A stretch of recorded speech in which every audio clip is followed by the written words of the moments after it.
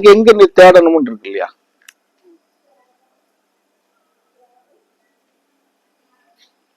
அது தேடலாம். அதை விட்டுட்டு சரி போனா போயிட்டு வந்தோன்னு விட்டுருவோம் நம்ம. அப்போ இப்ப சொல்றோம் இல்லையா, அப்ப நம்பிக்கை நமக்கு எங்க இருக்குன்னு நம்ம கேட்போம்ல. அன்னைக்கு ரேவதியை கட்டமா இல்லையா? நீங்க இருந்து மெனாயிட்டு கார் போட்டு பவனாசம் கூட்டிட்டு போனீங்கள மகளே அப்படின்னு சொன்னோம், கேட்டோமா இல்லையா?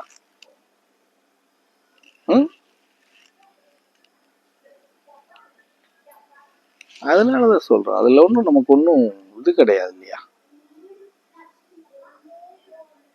சில விஷயங்களை செய்ய தெரியுமானா கூட தெரியாத மாதிரி இருந்துக்குருவோம்.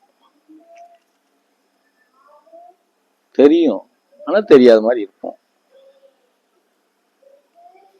அது சொன்ன மாதிரி வேலையில ஒரு ஓனான பிடிச்சி நம்ம ஏன் மடிக்கல விட்டுக்கிறணும்? ஆள் உட்பிடிச்சு விட்டுக்கிட்டு பிறகு குத்துது கூட இருக்கணுமா அப்படின்னு இருந்துக்கிறோம்.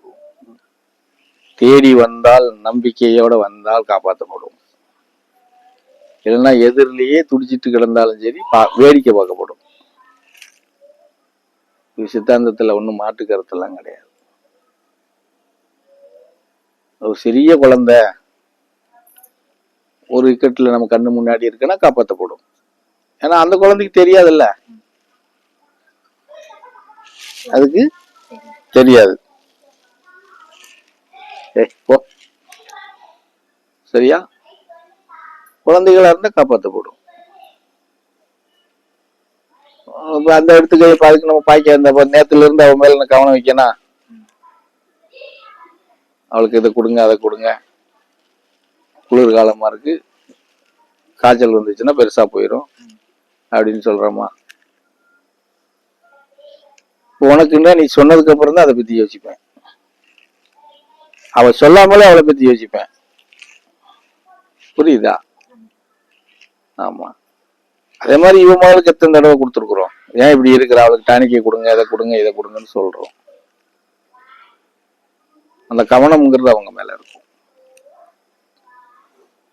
அதுதான் எப்படி சொல்றது, ஒரு குருகுலத்தில் உள்ள விஷயங்கள். ஃபர்ஸ்ட் நம்ம கிட்ட 3 விஷயமாவது முழுமையா இருக்கணும்பா. குருவை நேசிக்க தெரிஞ்சுக்கிறணும், குரு விசுவாசத்தோட இருக்கணும், குரு நம்பிக்கையோட இருக்கணும்.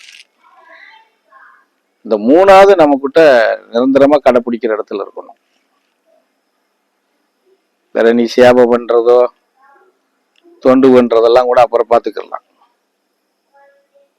இந்த 3 நம்ம கிட்ட நிறைஞ்சிருந்தாலே கூட ஓரளவுக்கு ஆன்மாவை சார்ந்து நம்ம பயணம் பண்ணக்கூடிய அந்த விஷயங்களை எடுத்துக்கிட்டு போயிடலாம். இல்லைன்னா இப்படித்தான் உட்காந்துக்கிட்டு இருக்கணும்.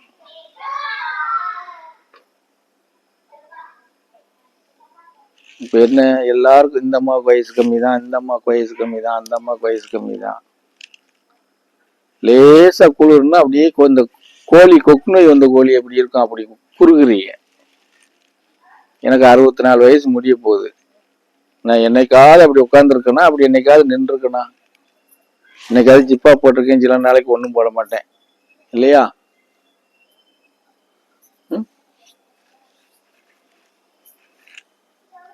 அதுக்கு என்ன சொல்லணும்னா, உங்களுக்கு எங்களுக்கு என்னது இல்லை, வித்தியாசம் இல்லையா அப்படி சொல்லிடுவீங்க.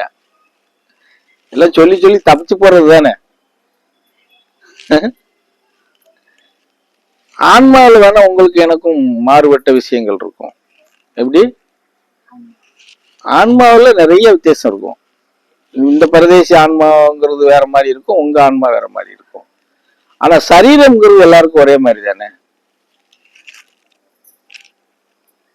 அதுல ஏதாவது மாறி இருக்க போதா என்ன? சரீரத்துக்குன்னு அந்த குளிர்ந்த காத்தடிக்கும், வெயில் அடிக்கும், எல்லாம் அந்த இது இருக்கும்ல. அப்ப அதெல்லாம் நம்ம எப்படி கொண்டுட்டு போறோம் அப்படின்னு பாத்துக்கலாம். இன்னும் இவ்வளவு உட்கார வச்சு உங்கள்கிட்ட பாட்டா பாடணுங்கிறது இல்ல. இந்த பரதேசி நடைமுறையை நீங்க கண்காணிச்சாலே நீங்க நிறைய சீர்திருத்தத்துக்கு வந்துடலாம். அந்த கவனம் கூட இருக்க மாட்டேங்குது. என்ன எங்களுக்கு என்ன சாமி என்ன இப்படி இப்படி உட்கார வச்சுக்கிட்டா போதிச்சுக்கிட்டு இருந்தாரு? ஒரு நாள் கூட இப்படி உட்கார்ந்து எங்களுக்கு போதிச்சது கிடையாது.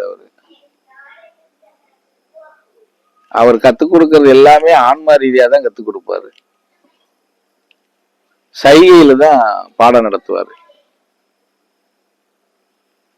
அப்படி நடத்தினா நீங்க என்ன செய்வீங்க சொல்லுமா தாயி? 100 வருஷம் ஆக மாட்டீங்க, மண்ணுக்குள்ள போயிருவீங்க. சொல்லுங்க பாப்போம்.